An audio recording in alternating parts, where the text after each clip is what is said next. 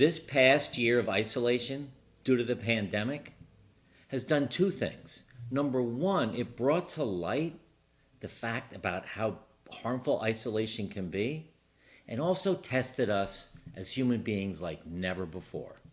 You know, we're social animals and we thrive on deep, healthy relationships. And we need interaction with our friends and our family.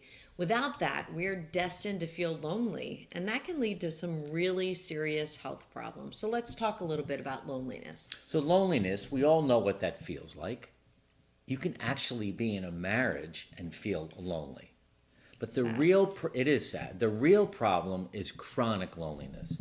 And that's defined as feeling lonely or being alone for 2 weeks or more.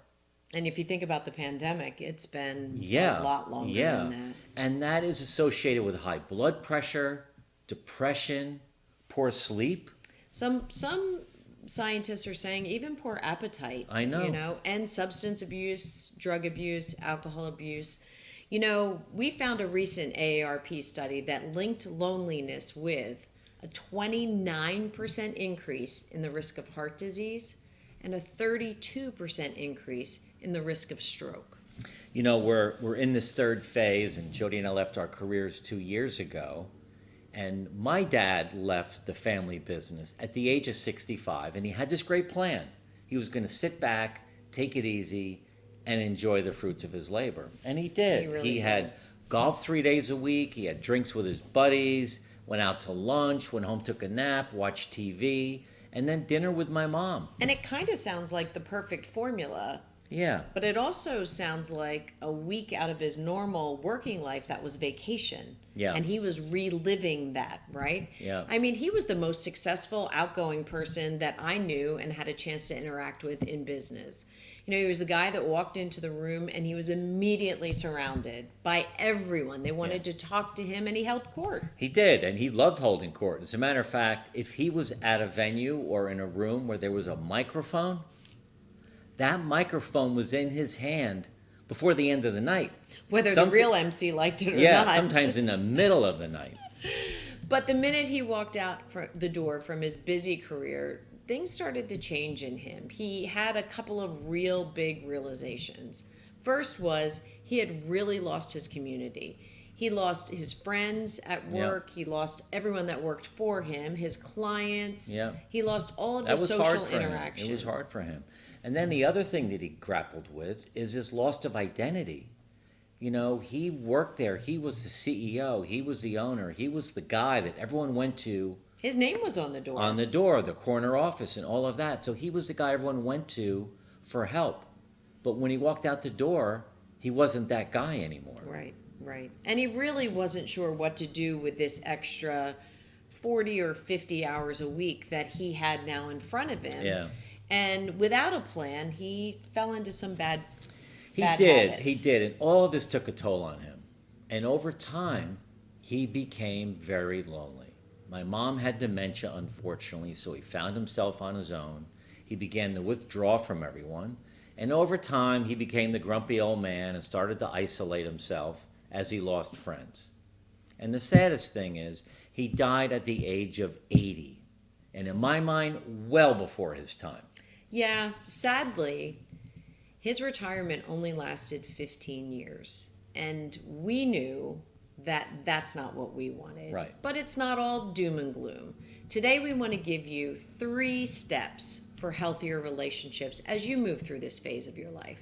So we want you to pause this if you want, but we want you to write a couple things down, because this is what Jody and I have done for the last 2 years since we left our career to really engage and keep current with our relationships.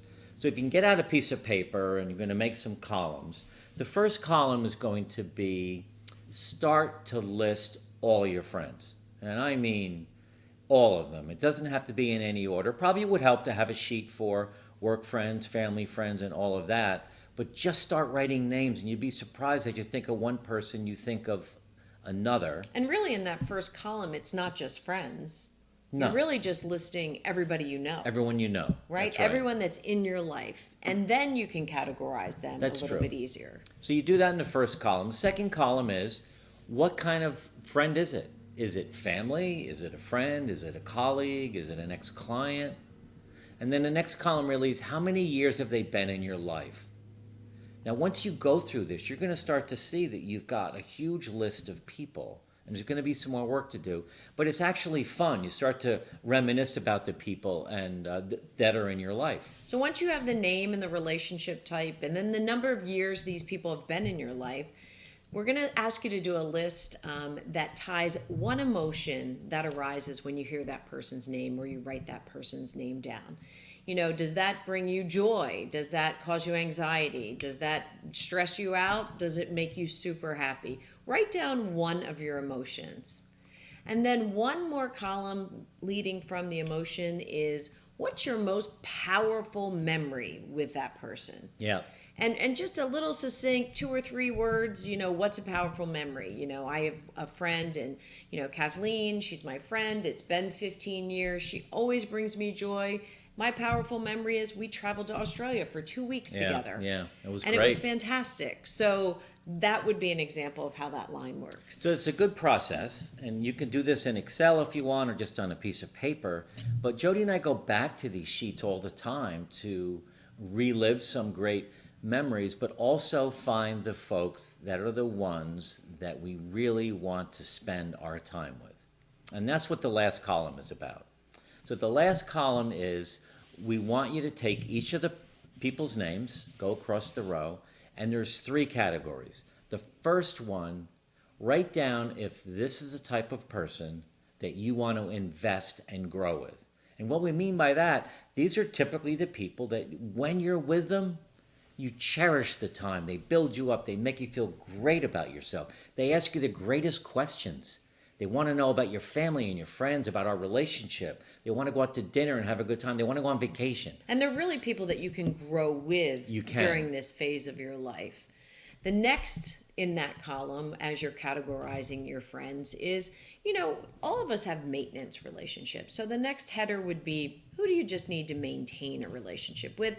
And, you know, sometimes that's family. Sometimes there's just family you have to maintain a relationship You see them with. at holidays, whether you like it or not. Exactly. And some of your friends are that way. You know, you can always send the birthday card, always send the holiday, Right. you know, salutation, you know, always check in on them. But it's really more of a maintenance. It's not actually a growth friend. No, well, you know, it's a combination too, because I have a good friend who lives in Washington, D.C. He was one of my roommates in college for 2 years. And we speak probably 4 times a year. And, you know, we see each And you other every love 2 that. years. And I love talking Yeah. with him. And I love seeing him. So, but I can't call him every week. But it's a really important relationship. Right. And the situation that we have now works really well. Yeah, so maintain doesn't mean it's not important. That's right. Right. So the last column, invest, grow, maintain. The third category is fade or dissolve. Now, this isn't always that easy. But here's the thing. There are people in your lives that perhaps they were a client of yours and they were your best friend. But what we found is when we left business, either our colleagues or clients, they were our best friend because of the situation we were involved in. Right. So to try to hold on to that relationship, when in fact you don't speak to them each week because of business, they might be someone that's okay to fade and dissolve and not feel bad about it. Or you might have some folks in that fade and dissolve column that you have found at this stage of life as you're trying to center and, you know, really figure out what your intentions are going to be. You know, they're always shooting you down, and I it's know. just toxic. So, you know, You have kind this great saying that when we go out to dinner or we're spending time with someone, because we have to for some kind of reason, and it's always bad. We know it's going to be bad ahead of time. We get home from dinner, and what do you say?